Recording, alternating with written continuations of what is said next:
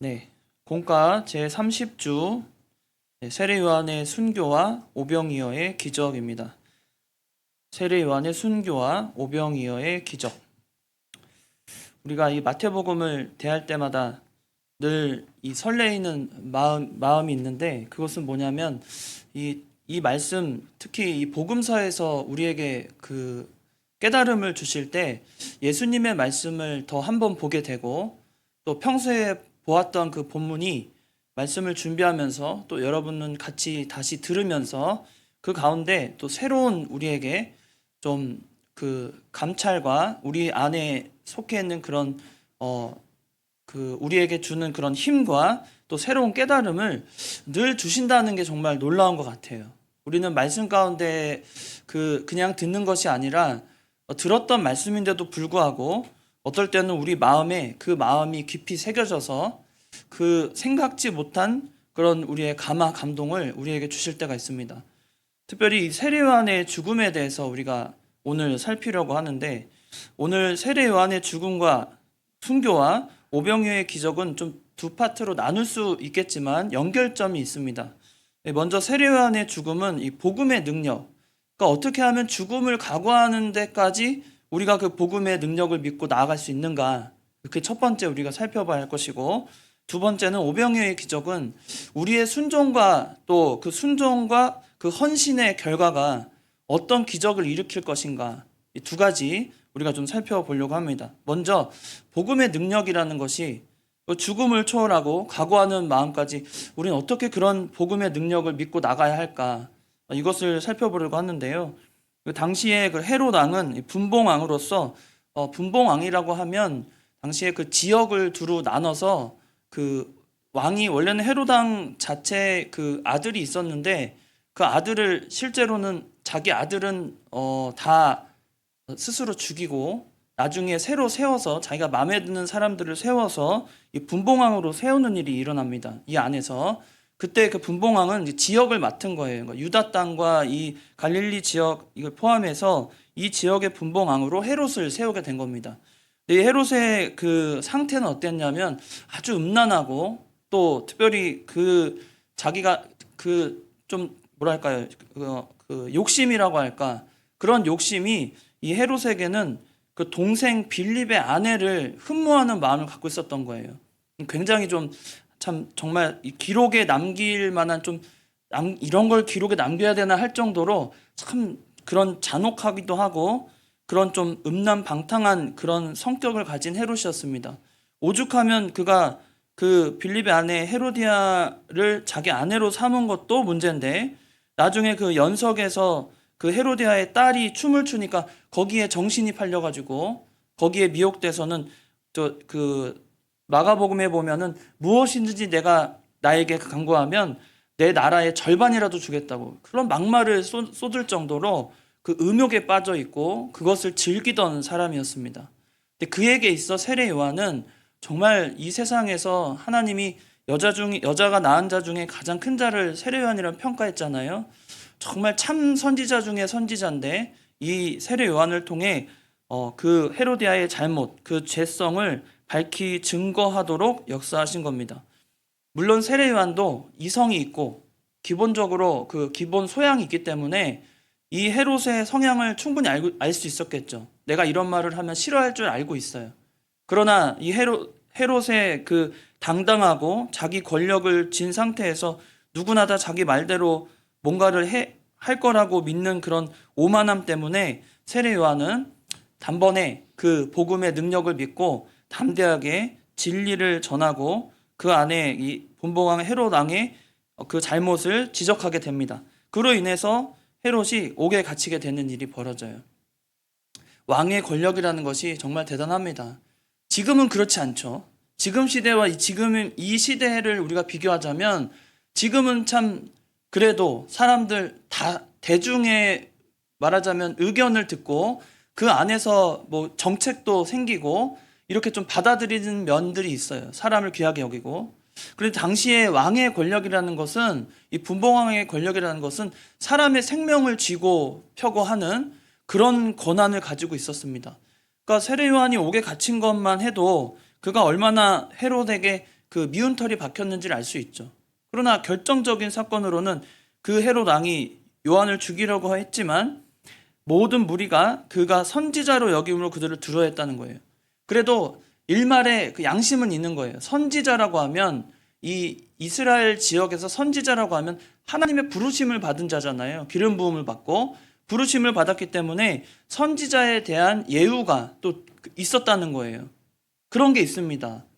아무리 온전한 믿음이 없다 하더라도 하나님의 부르심과 그 기름 부음을 받은 선지자를 자기 손으로 어떻게 해야겠다는 생각은 사람들이 하지 못하는 거예요. 그만큼 하나님을 두려워하고 그래도 근본적으로 사람들의 양심이 조금은 살아 있었다라고 보여지지만 헤롯은 그렇지 않았습니다.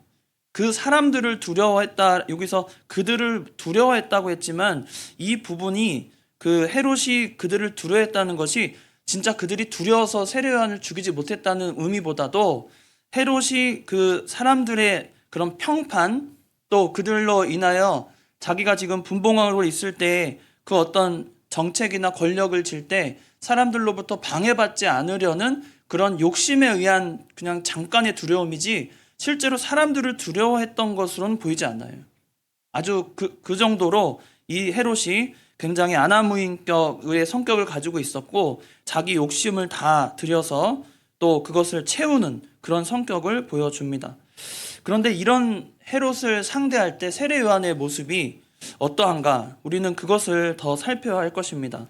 그때 세례 요한은 이런 그 모습을 보여주는데 오늘 본문 14장 4절을 보시면 이는 요한이 헤롯에게 말하되 당신이 그 여자를 차지한 것이 옳지 않다 하였음이라. 옳지 않다. 이 옳지 않다라고 말한 것은 분명한 선언입니다. 선지자로서 또 사람들이 하나님의 그 기름 부음 받은 그 선지자의 지위에 맞춰서 그 세례 요한은 두려움 없이 이 헤롯에게 그 여자를 차지한 것이 옳지 않다고 분명한 죄성을 드러나게 한 것입니다. 그 모습은 세례 요한이 가진 그 사명을 다하는 모습이에요. 그가 헤롯의 성격도 알고 또 사람들의 어떤 성향이나 지금 어떤 형편이 있는지도 알지만 헤롯은 그것이 두렵지 않고 하나님을 두려워하는 마음과 또 자신이 하나님 앞에 맡겨진 선지자의 사명을 다하는 데 있어 조금도 주저하지 않고 헤롯에게 진실된 그 말씀을 전하게 된 겁니다.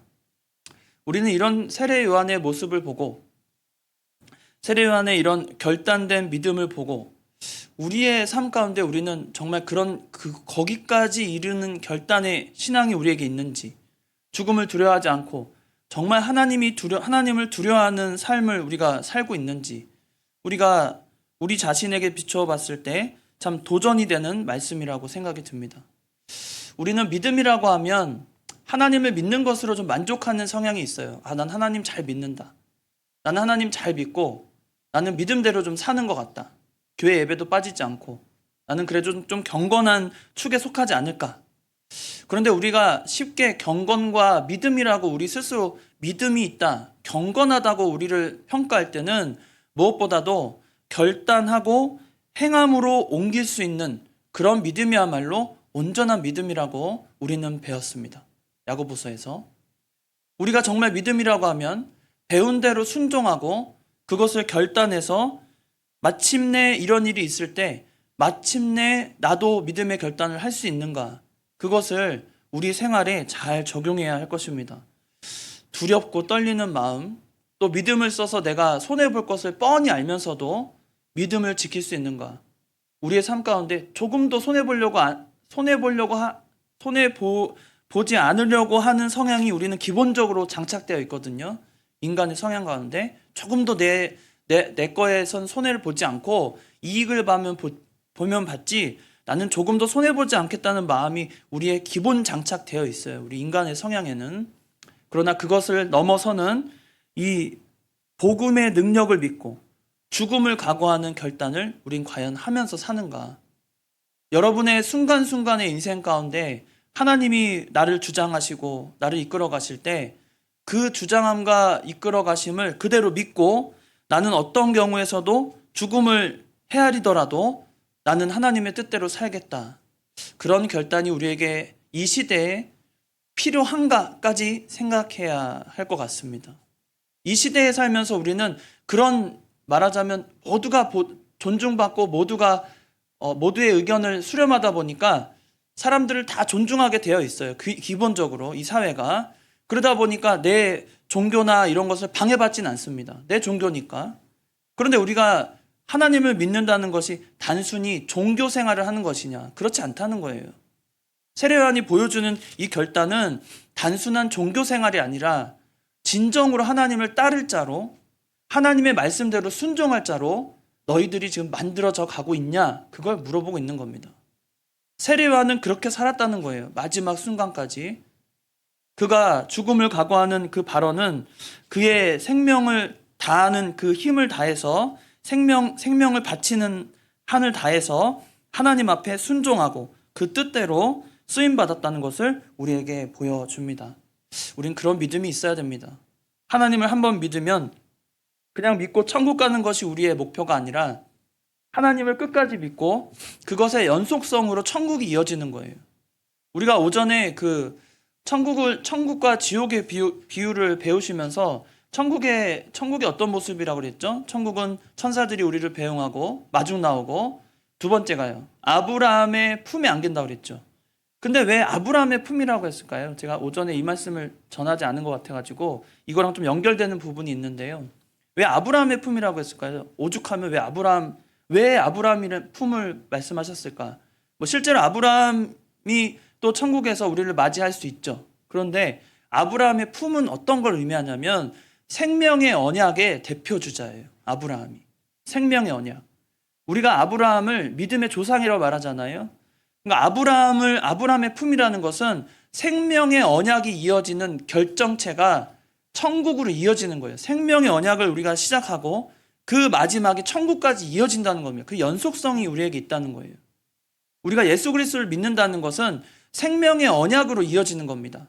예수님을 믿음으로 말미암아 구원 얻었다는 말은 하나님의 생명이 우리 안에 역사하시고 우리를 이끌어서 결국에는 저 천국, 소망하는 천국까지 이어받으시고 그 안에서 우리를 기뻐 그 품으로 안으신다는 뜻이에요. 그러니까 생명의 언약의 대표주자가 아브라함이기 때문에 아브라함의 품이라고 표현한 겁니다. 그러니까 이 생명의 언약을 이 세례 요한은 알았고 그 생명의 언약을 믿었기 때문에 주저함 없이, 단 1초의 주저함 없이 믿음으로 결정하고 믿음으로 내뱉으면서 자신의 신앙을 고백할 수 있었던 거죠. 잘못된 걸 만약에 세례 요한이 헤롯에게 알려주지 않았다면 그 죗값은 아마 세례 요한이 받았을 겁니다. 하지만 이 세례 요한은 처음부터 양심의 가책과 모든 면에 있어 그 하나님이 이끄시는 바대로 양심의 가책을 받도록 그 헤롯에게 진리를 전하고 순교하기까지 그렇게 사명을 다한 것입니다. 우리의 삶 가운데서도 우리의 죽음은 여러분 정해져 있어요. 사실 이게 참 되게 죄송한 말씀이다 보다는 우리가 알아야 될 것은 우리의 삶은 너무나 한정적입니다. 언제 천국에 갈지 그때는 하나님이 아시지만 가는 것은 정해져 있잖아요. 천국에 가는 거 정해져 있습니다. 우리의 죽음이 정해져 있어요. 하나님의 뜻 아래에. 그러면 그 정해진 인생을 사는 우리가 어떤 마음과 어떤 각오로 하나님을 믿으며 살아야 할 것인가? 세례 요한을 통해서 우리는 죽음을 초월하고 죽음보다도 더 강력한 이끌림대로, 그게 복음의 능력이거든요. 하나님의 강력한 이끌림에 따라 우리는 순교도 하나님이 정하실 것인데 우리는 그때까지 믿음을 쓸 수 있는 그런 자들이 되라는 겁니다. 두 번째로 이 소식을 들은 예수님은 이제 배를 타고 떠나서 빈 들에 가시게 됩니다. 그때 제자들도 무리들도 그 소식을 듣고는 여러 고을로부터 걸어서 예수님을 따라옵니다. 예수님께서 그 큰 무리를 보시고 불쌍히 여겼다 14절에 그렇게 말씀하시는데요. 예수님은 지금 어떤 형편이시냐면 그 세례 요한의 소식을 듣게 되잖아요. 그 제자들이 또 세례 요한의 그 시체를 가져다가 장사 지내고 예수님께 말하게 됩니다. 그 소식 들었을 때 예수님이 참 충격에 빠지셨을 것 같아요. 인간적으로는 참 충격적이다. 이런 일이 일어났구나. 또 슬퍼하셨을 겁니다. 그런데 그 슬퍼할 틈도 없이 예수님은 많은 큰 무리들이 자신을 찾아오고 만나러 오신 것을 보시고는 불쌍히 여기셨다는 거예요. 이게 하나님의 그 면모를 보여줍니다. 예수님께서는 하나님이시며 사람이신데 사람의 생각으로는 요한의 죽음을 좀 말하자면 애곡하고 그 안에서 좀 슬픔에 젖어 있을 법해요.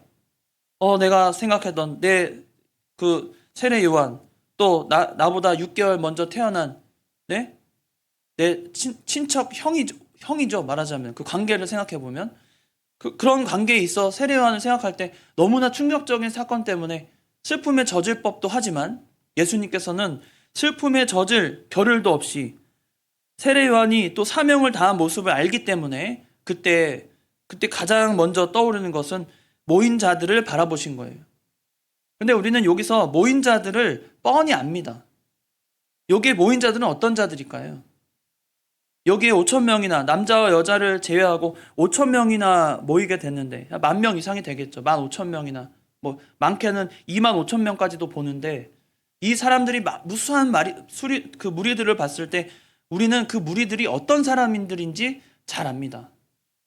이들은 세례 요한만큼은 아니더라도 분명히 시달리고 고통당하고 억울하고 슬픔이 많고 좌절했고 실망했고 또 고통당하고 있는 그런 무리 아니겠습니까? 이런 무리들이 누구를 헤롯이라는 왕의 그 권세에 무릎 꿇지 않고 예수님을 쫓아온 거예요. 예수님 만나고자 한 거예요. 또 예수님의 소식을 듣고 그 마음에 서운하는 바가 있어서 그들이 힘들고 괴로운 걸 마다하지 않고 여러 고을에 걸쳐 걸어서 따라왔다고 했어요. 먼 길이었을 겁니다. 생각보다. 그 길을 따라와서 예수님을 고대하고 기다리고 있는 그들의 모습을 보니까 예수님이 지금 내가 슬픔에 젖어야 될 겨를이 없다. 예수님은 그렇게 생각하시고 이들을 불쌍히 여기시면서 그들 중에 병자를 고쳐주시는 거예요. 이 와중에. 이건 하나님이 우리를 생각하시는 바입니다. 하나님이 우리를 생각하실 때 우리가 얼마나 공고하고 얼마나 슬픔에 젖어 있고 얼마나 아픈지를 다 아세요. 우리의 형편을 조금도 헤아리지 못하는 하나님이 아니시라 우리의 작은 것도 다 헤아리시고 또 그 안에서 무엇이 필요한지를 아시는 하나님이십니다. 예수님께서 병자를 고쳐주실 때 그들을 불쌍히 여기는 그 긍휼하심을 통해 그들을 병자를 고치시기로 마음 먹으신 거예요. 하나님의 역사가 거기에서 일어납니다. 하나님은 우리를 영원히 긍휼히 여겨주시고 그들을 찾아온 우리를 그냥 내버려 두지 아니하시고 그들이 필요한 모든 것을 채워주시는 분을 이 오병이어 기적으로 통해서 우리에게 보여주시는 거예요. 이들이 이렇게 날이 저물수록 많은 무리가 모였기 때문에 병자를 고치시는데도 시간이 필요했고 저녁이 되면 제자들이 나와서는 여기가 빈들이고 이미 저물었으니까 마을에 들어가 먹을 걸 사 먹게 하라고 자신들이 줄 수 없다고 말합니다. 자신들은 가진 게 없고 줄 것도 없고 이제 그들이 배고플 테니까 가서 사 먹게 하자고. 근데 예수님께서 16절에 뭐라고 그러십니까? 예수께서 이르시되 갈 것 없다. 너희가 먹을 것을 주라. 우리 16절을 같이 읽겠습니다. 16절 같이 읽겠습니다. 시작. 예수께서 이르시되 갈 것 없다. 너희가 먹을 것을 주라. 제자들이 먹을 것이 있었을까요? 글쎄요, 뭐 주머니에 어느 정도 숨겨놨을까? 자기 먹을 거? 그리고 예수님 생각해서 조금 뭐 감춰놓은 게 있었을까? 그건 정확히 알 수 없습니다. 그러나 어쨌든 이 많은 사람들을 먹일 만한 정도는 아니었던 게 분명하죠. 그리고 그들의 생각에는 자기의 이성이나 자기의 지식으로는 이들을 먹일 수 없기 때문에 가장 합리적이고 좋은 방법은 각자 사 먹으라고 하면 되는 거예요. 그게 그들에게 합당하고 논리적으로 맞는 겁니다. 그런데 예수님께서 그들에게 그 마음을 아시고는 하시는 얘기가 갈 것 없다. 너희가 먹을 것을 주라. 먹을 것이 그 제자들에게 준비되었을까?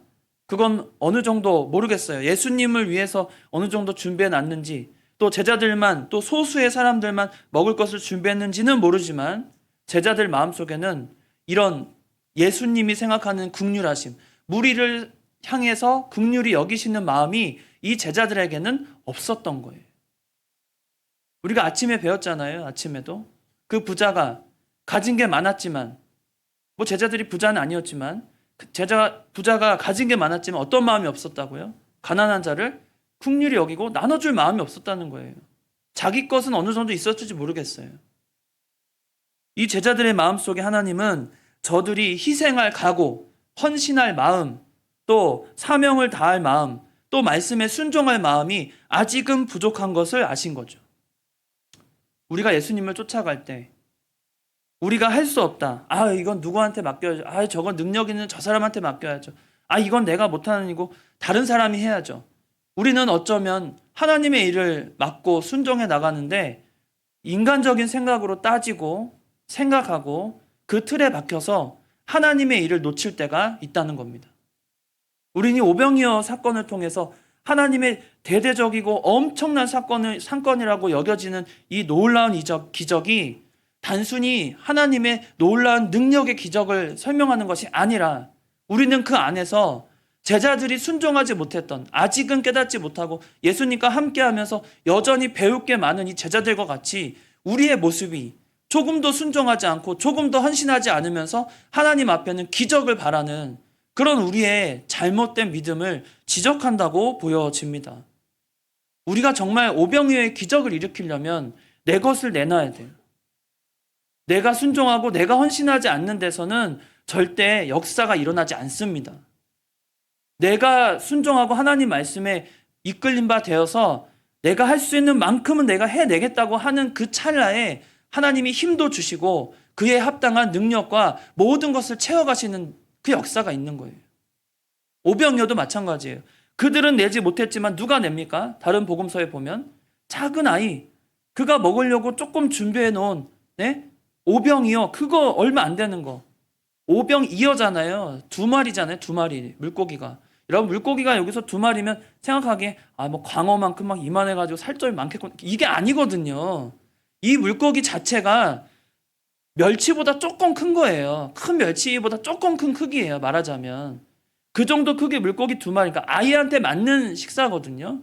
아이가 가지고 있는 이 얼마 되지 않은 것을 이 아이는 뭐 예수님의 제자도 아니요. 또 예수님을 쫓아서 뭐 부모님과 같이 왔겠죠. 그런데 그 마음속에 그가 헌신하는 마음과 내 것이라도 누군가는 나눠주면 기쁨이 되겠다는 그런 순진하고 진실된 마음이 예수님께 전해진 거잖아요. 우리가 믿음 생활하면서 자꾸만 잃어버리지 말아야 될 것을 자꾸 잃어버려요. 그게 뭐냐면 우리는 순수하고 순진한 마음으로 하나님을 쫓아가는 마음을 자꾸 잃어버린다는 거예요. 오병이어의 기적은 그냥 단순히 어떻게 저런 일이 일어나지? 어떻게 저런 기적을 하나님이 일으키시지가 아니라 그 안에는 분명한 그 기적의 근거가 우리에게 보여주고 있잖아요. 오병이어라는 것. 작은 아이가 순수하고 진실된 마음으로 하나님 앞에 나아가니까 그것이 역사가 일어나는 것. 우리는 그것을 나이가 들어가면서 자꾸 잃어버립니다. 내가 믿었던 하나님, 내 어릴 때 생각해보면 여러분 사도신경하고 우리가 주기도문, 주님 가르쳐주신 기도를 언제 외우셨어요? 언제 외우셨습니까? 주일학교 때 생각해보면 그거 외우려고 안 외워지니까 저는 되게 부끄러워가지고 그 주일학교 주기도문이랑 사도신경 외웠는데 초등학교 때 물론 외웠죠. 마지막에 외웠는데 다른 아이들이 다 외우고 있는데 저만 못 외우고 있는 거예요. 너무 부끄러워가지고 하나님 앞에. 그래서 외우려고 엄청 애를 써서 한 주 동안 막 외워가지고 했거든요. 근데 처음으로 이제 내가 스스로 외워서 주기도문이랑 사도신경을 외울 때 스스로 강력한 거예요. 나도 할 수 있구나. 나도 할 수 있다. 이런 마음을 가졌었거든요. 근데 지금 생각해보면 그때 가졌던 그런 순수하고 하나님을 향한 그런 열정이 나이가 들어가면서 세상을 맛보면서 우리는 잃어버리지 않고 그것을 그렇게 순수한 마음으로 하나님을 따라가고 있는가? 아니면 내 조건을 따지면서 내가 합리적으로 이해하고 내가 생각했던 그 옳다고 여겼던 방향대로 하나님을 거기에 껴 맞춰서 내 조건에 맞게 하나님을 따라가는가? 우린 그것을 생각해 봐야 된다는 겁니다. 이 오병이어의 기적은 그 아이가 예수님께 전한 진심이었어요. 내 것은 별거 아니지만 이것을 통해 하나님께서 나와 함께 하시고 내 마음을 알아주십사 하고 하나님 앞에 헌신하고 순종했던 겁니다. 우린 그것을 잃어버리면 안 되겠어요. 순수한 마음은 여러분 계속 가져갈 수 있어요. 어린아이들만 순수한 마음이 있는 게 아니라 믿음 안에서는 아이고 어른이고 다 하나님 앞에 순수한 마음을 가지고 순종할 수 있다는 겁니다. 그걸 믿음으로 가르치고 여러분도 그렇게 순종해 나가라는 거예요. 오병이어의 기적을 통해서 우리가 늘 바라봐야 할 것은 내 진정 어린 마음입니다. 하나님을 향한 진정 어린 마음. 어떻게 내가 순종할 것인가? 어떻게 내가 헌신할 것인가? 아무것도 아닌 것 같지만 그 아무것도 아니지만 거기에 진심을 담으면 하나님의 역사는 일어난다는 거예요. 우리가 정말 진심으로 하나님을 믿고 따르려는 의지가 있고 단호한 결단을 하고 그 생명의 언약을 이어서 하나님 앞에 순종하겠다고 나가면 여러분 순종하시고 작은 거라도 헌신하십시오. 헌신은 능력 있는 자의 몫이 아니라 마음이 있는 자의 하나님의 사명이에요. 하나님 앞에 마음이 있는 자가 해야 될 사명입니다. 능력 있는 자가 내가 보기에 능력 있는 사람이 해내는 일이 아니라 하나님 앞에 진심으로 마음을 다하기로 각오한 자가 이룰 수 있는 하나님이 맡겨주신 사명이에요. 그게 바로 헌신입니다. 우리 사랑하는 영화교회가 그런 헌신자들이 모인 그런 교회가 되길 바랍니다. 하나님이 기뻐하시는 오병이어를 내놓을 수 있는, 그게 어떻게 쓰임받든 어떤 모양새로 하나님 앞에 쓰임받든 그게 중요한 게 아니라 그 아이가 순수하게 정말 아무것도 아닌 거 그걸로 어떻게 해결되겠어요? 그런 마음으로 드린 게 아니에요. 그 아이는 그런 마음으로 드린 것이 아니라 나에게 가진 것, 나는 숨김없이, 제자들은 얼마나 숨겼고 얼마나 감췄는지 모르겠지만 다른 사람들은 다 사 먹으러 가세요. 사 먹으러 가러 가세요. 저희는 조금 남겨놨습니다. 뭐 그랬을 수도 있어요. 자기들 생각에 계산을 했을 때 우리는 어느 정도 먹을 게 있는데 저 사람들까지 먹일 게 없으니까 저 사람들은 사 먹으러 가라고, 아마 그런 마음이었을 것 같거든요. 근데 이 아이는 그런 걸 따지지 않는 거예요. 내게 손해보고 내게 문제가 생기는 게 아니라 내 거라도 이거라도 하나님 앞에 귀하게 쓰인다면 나는 기쁨을 얻겠다. 정말 기쁜 마음을 하나님 앞에 드린 거거든요. 그게 헌신이라는 거예요. 우리가 가진 게 많지 않습니다. 우리 인생 가운데 내가 가진 능력, 내 지혜, 모든 게 많은 게 아니에요. 많은 것 중에서 하나님 앞에 드리는 게 아니라 내가 드릴 마음으로 하나님 앞에 갈 때 하나님은 그것을 오병이어의 기적으로 우리에게 답하신다는 겁니다. 여러분이 그런 헌신의 마음이 있다면 교회는 영원히 성장하고 하나님의 영광을 돌리는 기관으로 우뚝 서게 될 것입니다. 헌신하는 교회가 살아남는 거예요. 헌신하는 교회가 하나님의 뜻을 받들어 사명을 감당할 수 있는 겁니다. 우리에게 그런 헌신의 마음이 우리와 여러분에게 있기 바랍니다. 또 여러분이 전하는 복음 안에 그것이 살아있어서 하나님이 기뻐하시는 마음으로 그 복음의 길을 우리가 걸어가면 좋겠습니다.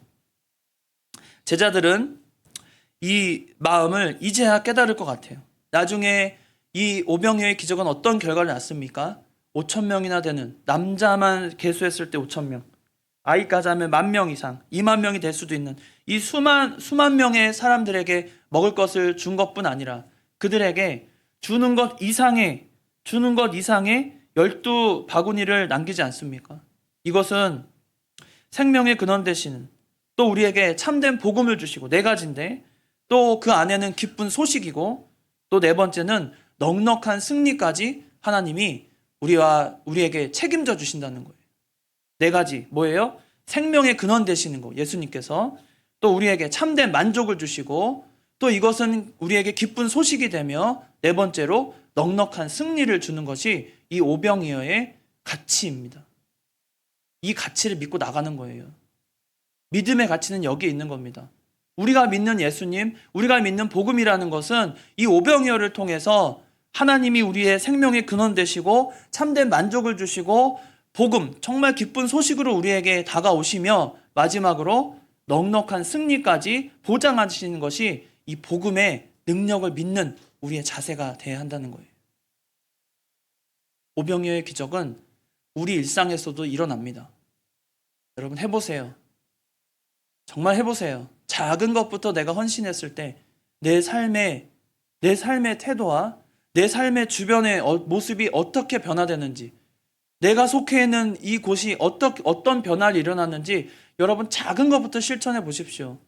헌신하는 마음으로 진짜 가치를 두고 정말 진정된 마음을 가지고 여러분이 다가가 보세요. 복음을 전할 때 그런 여러분의 모습을 분명히 하나님이 알아주시고 그 안에 오병이어의 기적과 같은 놀라운 넘치는 역사가 우리와 함께 할 줄로 믿습니다. 우리는 그런 믿음을 가지고 이 오병이어의 기적을 바라보고 우리도 세례요한의 그 사명을 다하는 모습까지 우리도 그 사명을 다해서 하나님이 기뻐하시며 영광 받으시는 그런 믿음을 갖는 저와 여러분 되시기 바랍니다. 다 같이 기도하시겠습니다. 거룩하신 하나님 아버지, 오늘도 주의 말씀을 우리에게 주시고 말씀 가운데 우리가 새롭게 깨달음을 얻고 우리 마음에 결단을 하게 하시는 하나님의 놀라운 은혜를 감사를 드립니다. 세례요한의 사명을 다하는 모습에서 우리 자신을 돌이키게 하시고 오병이어의 기적을 통해 순수하고 진실된 마음으로 마음을 전달한 그 아이의 오병이어를 기억하게 하셔서 하나님이 우리를 통해 오병이어의 기적을 또 반드시 이루실 줄 믿고 생명의 근원 되신 예수님, 또 우리에게 참된 만족을 주시는 하나님, 또 우리에게 기쁜 소식으로 오시는 또 여호와 하나님, 또 우리에게 넉넉한 승리를 보장하시는 그 놀라운 오병이어의 기적을 우리는 믿고 바라보며 그 안에서 믿음으로 사는 저희들 되게 하여 주시옵소서. 거룩하신 예수님의 이름으로 기도드리옵나이다. 아멘. 찬송가 447장입니다.